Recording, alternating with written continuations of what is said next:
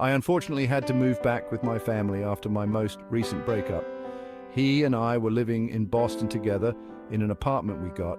Just a little word of advice: never sign a lease with someone who you recently got into a relationship with. He was not the person I thought he was. My parents live in Western Massachusetts. If you've ever been to Massachusetts, you'd know the more west you get, typically the more rural it gets. I'm not a big country girl. I like to be in or near a major city, especially since I'm in my 20s still. My parents' area is super boring. I'm hoping I'm only here temporarily until I find another apartment I can afford myself. Though I'll be staying away from Boston for reasons. I had to get a job back at the urgent care facility I used to work at before I moved. They welcomed me back excitedly, even if it is just temporarily until I move again. The trade-off with this job, though, is that I tend to work undesirable hours, meaning overnights. Though the shifts are easy, they're boring, and they entirely mess up my sleep schedule on social life. Not that social life is even the best around here. After my shifts, sometimes I'll stop for what's considered my dinner, usually takeout, since not much is open at these hours. Though this morning I got out at 4 a.m, and there's a bagel place that opens at that time. They serve a lot of types of food, so I stopped by there and grabbed a chicken sandwich and a salad. I was going to eat it once I got home. I also had to make a pit stop for gas as well. I stopped at the local Shell station, one of the few gas stations open at this hour, that was on the way home. The parking lot for this station is huge, and yet I hardly ever see any other cars in there, even during the day. I went inside to pay cash to save a little money. I went back outside to the pump, and there was now another car at one of the other pumps. It was a blue sedan. A guy got out of the car as I was walking over to the pump I was at. As I began fueling, I noticed him start to fuel up as well. I guess he locked the handle in place so that it would automatically keep dispensing gas without him holding it, because he walked through the two pumps to my side and then said to me, "Want to see a funny trick?" I immediately hated this interaction. Still, for some reason, I said, "What's the trick?" He then started doing that stupid old trick where you pretend you're pulling your finger off with your other hand by just folding it down.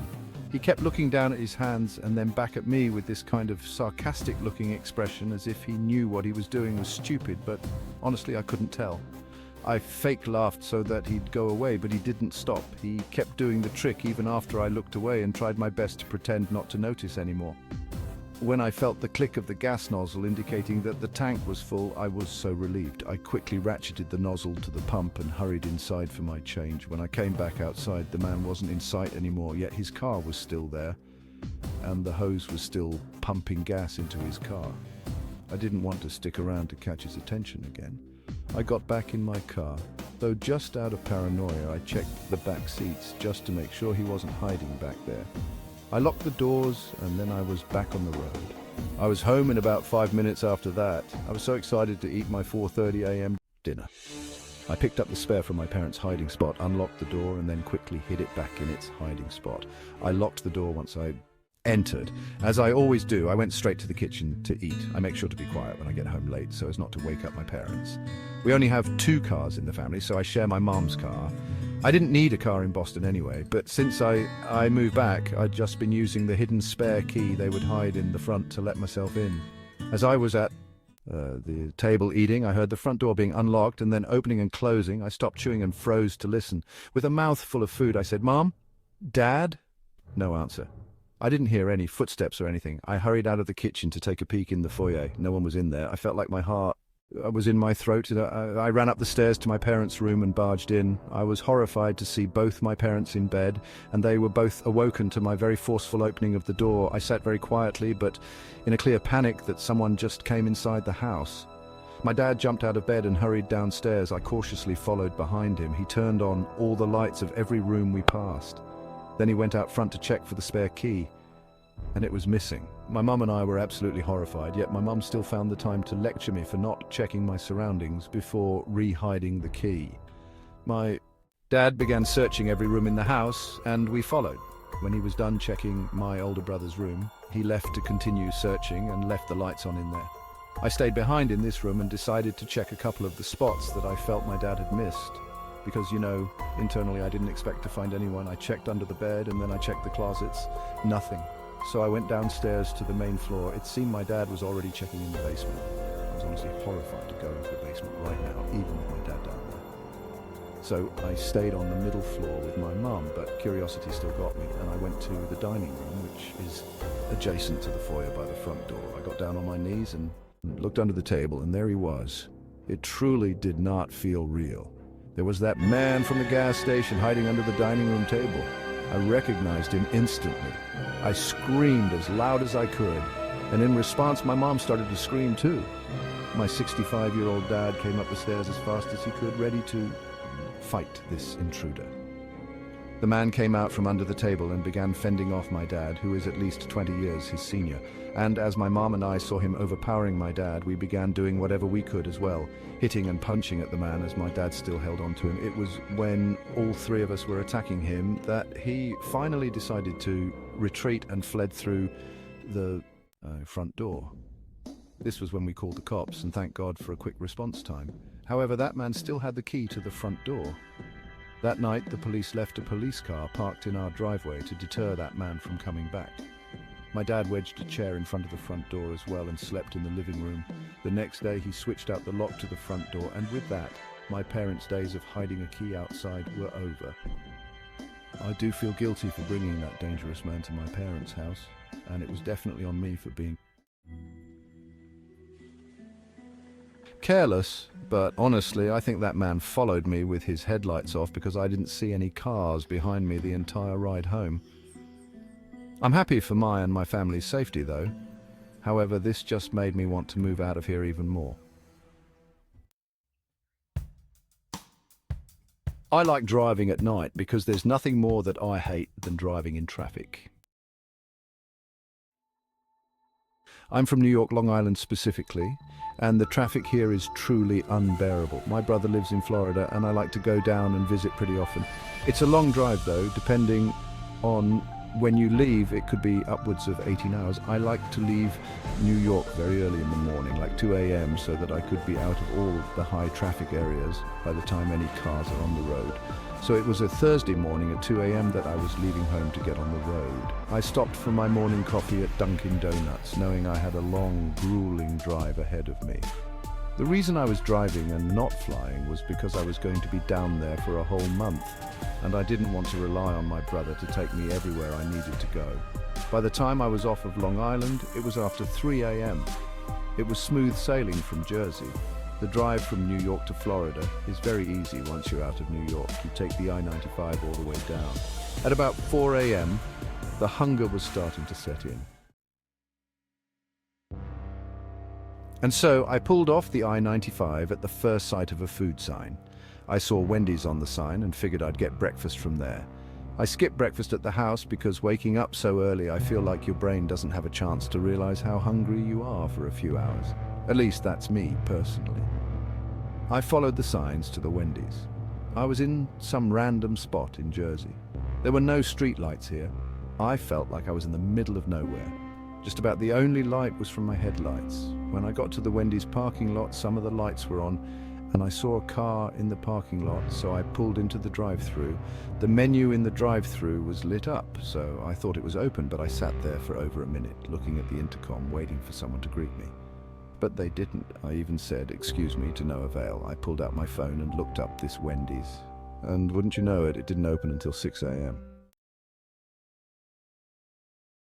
Suddenly, 3 knocks at my window almost sent me out of my seat. I turned to my right, and there was a man outside my window smiling. He motioned for me to lower the window. I didn't really feel comfortable doing that, so I just cracked it open just enough to hear him. He said, "The place isn't open," and I said, "Yeah, I actually just found that out." He then told me that he was stranded. He pointed to the one other car in the parking lot over there and said his battery died. He practically begged me to come and help him jumpstart his car. I told him I don't have jumper cables, and he told me not to worry, he has them in his trunk.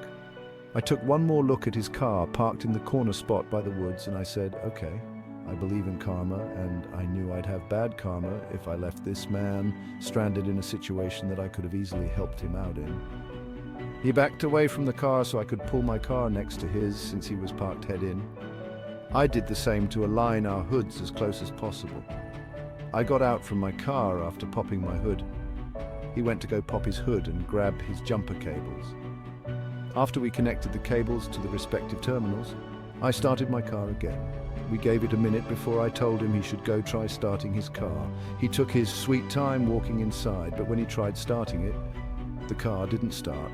So we gave it another couple of minutes and then he tried it again, still nothing. This was weird, considering he had just been driving the car, so his battery shouldn't need that long to get enough of a charge to start again. The guy then asked me to hang on as he walked away and got on his phone. He started speaking in Spanish in a pretty low volume. I can't really understand Spanish, so I wasn't even bothering trying to hear what he was saying. He came back to me after his call and said that his friend said to give it a few more minutes and try one more time. I said, okay. I was trying to do the right thing, but I was also hoping this wasn't going to eat up much more of my time. But the last thing I was expecting was hearing the aggressive sound of two pickup trucks' engines flooring it into the parking lot, one from either side of the building. I instantly put it together. I said, "Oh!" under my breath as I removed the jumper cables from my battery and shut the hood in a hurry, but it was too late. The two trucks pulled up behind my car, trapping me in. I had to think on my feet. I looked at the man who was still smiling at me, but now the smile looked and felt much more nefarious and evil. The look he gave me was so unsettling, and it's engraved into my memory. I locked my car with my key, fob, and darted into the woods. I ran in the dark, cutting up my shins and God knows what. I tripped over something on the ground, and at that point I took that as the time to lay down and make myself as tiny as possible. I heard a few men yelling in Spanish somewhere in the woods. I was so scared for my life as the voices got closer. I don't think it gets any more tense than what I was experiencing in that moment. I didn't know how many there were. I didn't know if they were armed, but I heard at least 3 voices. And then the voices started fading away back into the distance, and I felt a sense of relief until the sound of my car alarm going off in the distance. All of my stuff was packed in the back of my car, hundreds of dollars worth of clothes, shoes, watches, and bracelets. I started making my way back to the parking lot, crouching down. By the time I got close enough to look into the lot, I could see it was just my car there. All 3 other vehicles were gone. I ran out to my car, and it was anyone's worst nightmare. My rear window was shattered and all of my stuff was gone.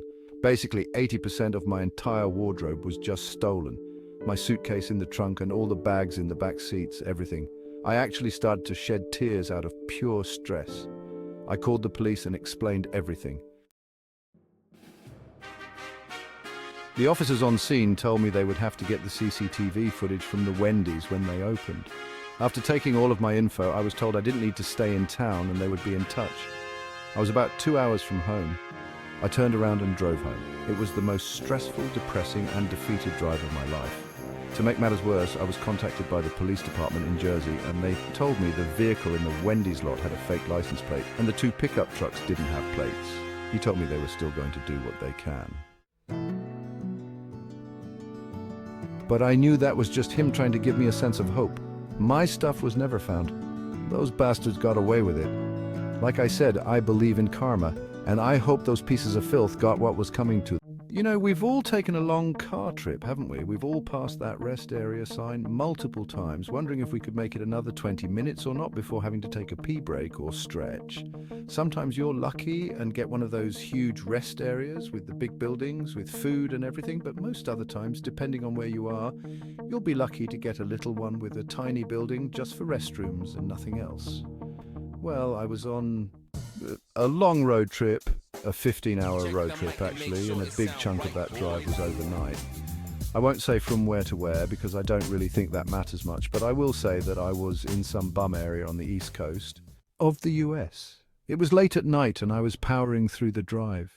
Not many cars on the road at this hour. In fact, it was a pretty rare scene to see another car on the road this late. I was reaching that uncomfortable point in the ride where I had to use the bathroom and I was just getting over all antsy in my seat from sitting for so long. I started keeping an eye out for a rest area sign, and when I saw that familiar blue sign, it felt like a saving grace. So a few miles later, I veered off into the rest area. It was a small one, but there was a restroom building and that's all I needed. There were no trucks parked here. I'm pretty sure they could only stay overnight at designated truck rest areas, but there was another car in the parking lot. I considered the possibility that whoever it was asleep in their car. As I got out from my car, I stretched a bit, and on my way to the bathroom, I looked at the other car in the lot, but the windows appeared to be tinted, so I couldn't see if someone was inside of it or not. Not that it was a big deal in the moment, I was just curious. I got inside the bathroom and I was faced with a strange sight. There was a man standing in the corner of the bathroom with his head looking down and his back towards me. At first I thought he was using the urinal, but I quickly realized he wasn't even facing the closest urinal. He was literally just facing the corner of the wall. I paused and I didn't know whether to say something or not. I almost said, "Are you all right?" But the scene was just too weird. I had to walk closer to him, though, to get to the stall, and honestly, I was almost scared to get near him. I just tried to mind my business and keep a normal pace. I walked into the stall and closed the door. Honestly, though, I couldn't go to the bathroom with someone else in the room. I'm one of those people. It was just too dead silent in there. It was weird. I stood in the stall for like a minute, trying to at least pee, but I couldn't for some reason. I flushed the toilet anyway and left the stall, but now the man had turned around. He was still standing in the same spot, but now he was facing me. I could see his face, and he was looking at me. I'm not one to ever judge someone's appearance, but this man was the scariest looking man I'd ever seen. There was something so unsettling about his face, specifically his eye region. The expression he had was a blank stare. I hadn't had a social interaction in over 10 hours, and this caught me way off guard. Instead of saying anything, I quickly turned and headed out of the